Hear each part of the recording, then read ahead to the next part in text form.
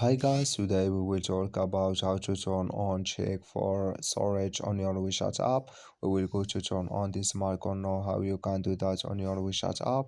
All you have to do, you just go down here, you click here on me, then it's going to take you to next window here, and you just click here on settings, then you come to settings window here, and you just click here on my information authorizations, then you come to next window here, and you just click here on system permissions, and you come to a next window here, then you just click here on storage, and you come to storage window, you just go down here, and you come here to check, you will click here, and it's going to show for you window like this, and you just click here on this mark, and like you see, this color show for us, that's mean check is on for storage. I wish I get it.